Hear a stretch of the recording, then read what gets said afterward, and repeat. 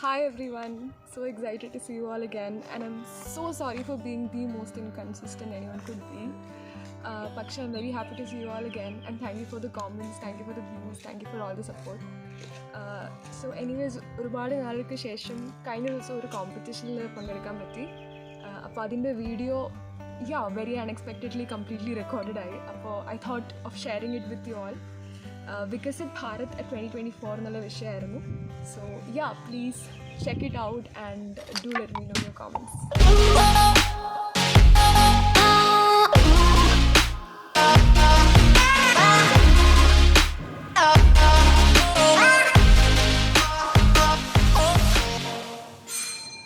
Good morning, one and all. India, that is Bharat, with the solemn resolve of 350 million people in 1947, built in the vision of Nehru, Patel, Bose and Ambedkar under the command of Gandhi, has sailed from the British Raj to the Amrit Kal. Today, we the people of India and most of the youth rise up to the call of Prime Minister Modi's Panchpran, the goal of a developed India. My Bharat, Vikasit Bharat at 2047 is the vision and the mission that I endeavour to unravel today. The book Why Bharat Matters by Dr. S. Jaishankar resonates the following message. It says, India can matter by merely existing, as a marketplace, as a contested ground, as a resource and as a platform. But this breeds a survival mentality. However, India can also matter through the power of its ideas and actions, as a hub of innovation and engine of the global economy, and as a democracy that delivers. Reflecting on this thought, I would like to ideate a developed India for us to build in the coming 23 years.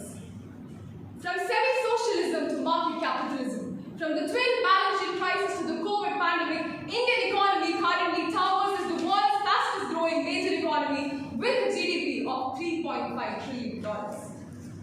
Even if we continue to grow in the current GDP growth rate of 7%, India can very well hit the World Bank target of per capita income for being a rich country by 2047 because of its shrinking population growth rate. But the real question is, do we want a merely rich India or a developed India? The Oxfam report titled Survival of the Richest shows a different India. It shows an India with its bottom 50% of the population sharing a mere 3% in the national income. A developed country is a country with a high human capital, skill levels, and a sustainable economic system. Thus, the answer lies in skillful youth. India currently has the world's largest working age population with a positive demographic dividend, but the workforce will not remain young forever. So unless India acts quickly, the demographic dividend can become an unemployment nightmare. We need innovation along with technology to ultimately make in India. Even today, the bulk of Indian population of 58% of people do agriculture and contribute a mere 18% of the country's GDP. So we really require a comprehensive industrial policy to build labor-intensive, rural-based industry to solve the disguised unemployment. The prosperity of India lies in the fields and the barns of its villages. But since when are we apathetic to the 11,000 farmers who ended their lives in 2022? Their suicides are not mere deaths, they are the messages of despair and protest. We need an overhaul in agriculture. We need better infrastructure of cold chain facilities to store our potatoes from being rotted. We need food processing units to turn the tomatoes into ketchup. We need liberalized markets so our farmers can access more than the APMC mandis.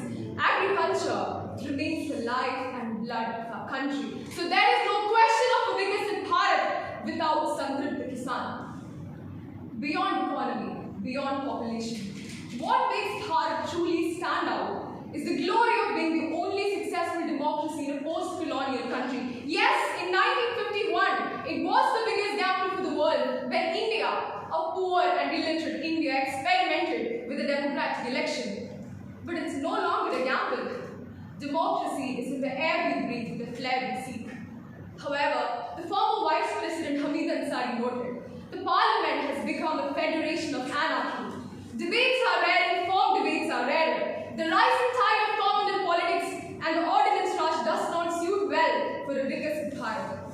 My vision for development is that of an egalitarian social order with social, economic, and political democracy in the spirit of cooperative federalism, where citizens are no longer apathetic, where leaders are no longer indifferent. No, literacy is not enough, we need education. No, knowledge is not enough, we need wisdom. No, protests are not enough, we need progress. Progress of all. Dalits, LGBTQ plus community, tribals, women are all the veins and pulses of India. There is no development without their upliftment. But how? Through the twin solutions of equity and quality of education and health. The right education with industry-academia partnership, through quality sex education, through the continuous development of teachers, and also through ease of doing research. Better health through universal insurance and an increased health expenditure for 6% of the GDP. We have come a long way as a civilization. We represent the sixth of the humanity, we survive the ravages of history, and we, more than any people, deserve the fruits of development. The successful landing of Chandrayaan-3. The G20 presidency with its New Delhi Declaration.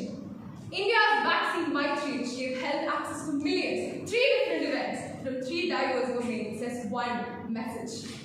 India matters to the world more and more. India in 2024 is assertive and decisive, be it the geopolitics of South Asia or of the world. Developed India is a multi-aligned India.